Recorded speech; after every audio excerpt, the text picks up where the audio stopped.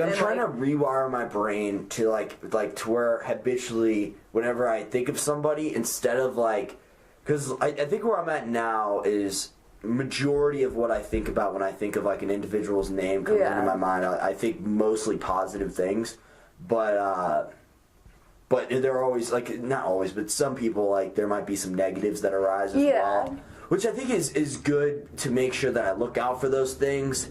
I mean, like, we were talking about that earlier. I obviously won't say names, but just like positives. how, like, like we brought up like one person, and it was like there were negative aspects of them, but like you were like pointing out, you're like, it's not like I hate them for it, and like I'm not gonna hold it against them. It was just kind of like I lost some respect for them. Exactly. But like, you're still able to see like, oh, they brought this to my life. They brought this to my life, like in a good way. And I agree with that. And like these guys that grew up in poverty that knew hunting could go out and they could hunt 200 head of buffalo and sell the hides and send them back east and make $10 a day, which, 150 years ago, $10 a day was a lot of money. Mm-hmm. They were wealthy off just hunting, but they didn't know that they were killing out the species. Right.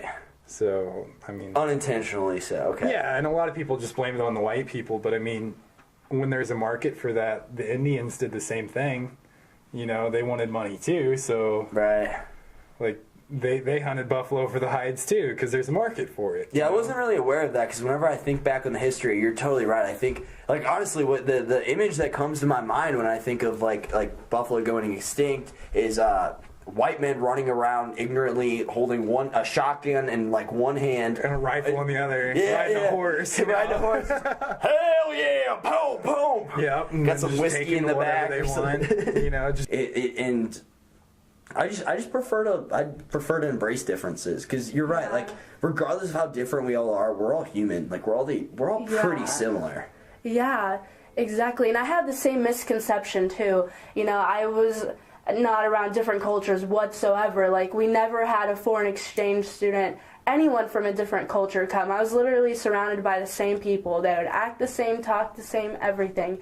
So when I came to Springfield, even just a little change down south, like an hour, I met people from other parts of the world, people from New Zealand, Nigeria, Asia, like everywhere. And at first glance, you see them and you're like, oh, I'm intimidated, me personally.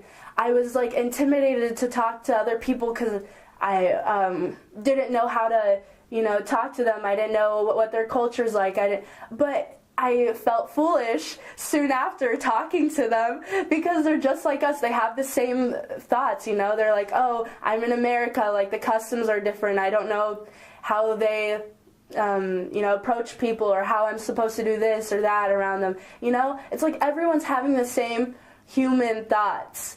Yet, just because someone looks a little different, or we're not used to seeing them, or seeing people, their ethnicity or whatever, we have that misconception. This is how I knew, like, I was passionate about, like, podcasting, for example. Mm-hmm. I'll be at, like, a college party or something, and I'll be like I genuinely, it's not even like I'm, like, not accepting of the, I still have fun at the place, but, like, sometimes I'm like, damn, like, I would have, like, I had fun tonight, I enjoyed it, but I genuinely would have rather been, like, working on something to get me closer to my goals.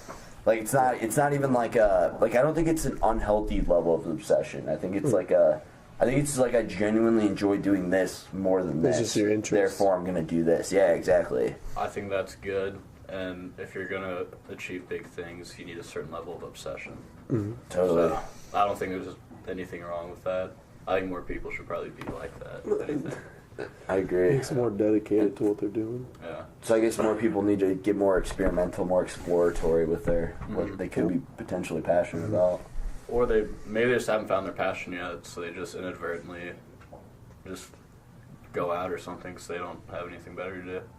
Joe? I do that a lot. Yeah. So there's nothing else to do, so might as well just go out. Might as well go out. See, you're lucky you found something at age 21. Yeah, that's true. That's true.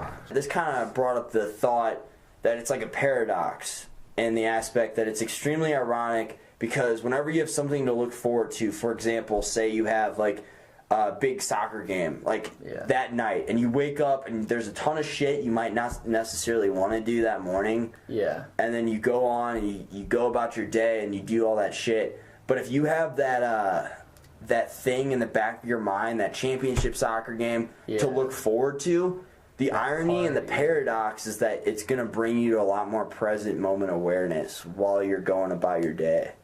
That's true. I definitely think it's always good to have, something to look forward to. I mean, it just keeps you motivated on simple things, I feel like if I, if I'm going out to, dinner or something, or out to a party or something, everything I do before then, I do it, and I just feel like time moves so much faster. These geese inherently know that it's time to go back. And then they serve this purpose over in Canada for food or whatever it may be. Yeah, they're heading back north because that's where they like the weather and they have access to food. But if they didn't have access to food and things weren't growing, which is like for sure spring, then they wouldn't go back north because otherwise they might die. Okay. Like the reason they fly south is because it's more hospitable and they can find food. Right. But to go back north would mean that they think there's food up north again. And it's crazy that they innately know. Yeah. They're just like, all right, this is it's my first time ever doing it, but I just know. Everybody else is flying north. I guess I need to, Yeah, you think it's kind of a following thing, or you think it's just kind of built into their psyche, like built into their genetics? There's a lot of debate on that, honestly. Really? So there's the people are like, oh, they can't be that intelligent. They got these tiny little heads, like their brains are small, but they're smart enough to know when to go back north.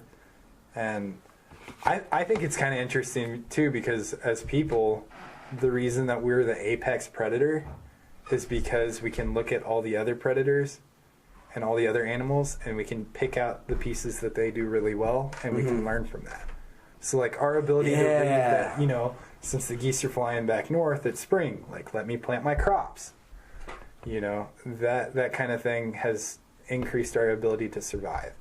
But I'm kind of convinced human empathy, because I think as human beings we have this capability over animals to be empathetic of another person and really feel what it's like to be that person, especially if we can relate to them. But I don't think human empathy is fully evolution's still obviously working, it's still at play, so I don't think it's fully evolved at all. I think humans haven't gotten near to their full capabilities of being empathetic of another person, because that's really the only time we can empathize with somebody fully is if we've been in their shoes. Could be that, or it just could be the way the culture is, because other cultures are definitely way more empathetic than we are, for sure. I think that's a good point. I didn't even think about that. I think especially with the older generation in this country is a lot more focused on the individual and being the best you possibly can be. And I don't think a lot of other places focus on that. I think it's a lot more cohesive. Okay. A more interdependent kind of deal.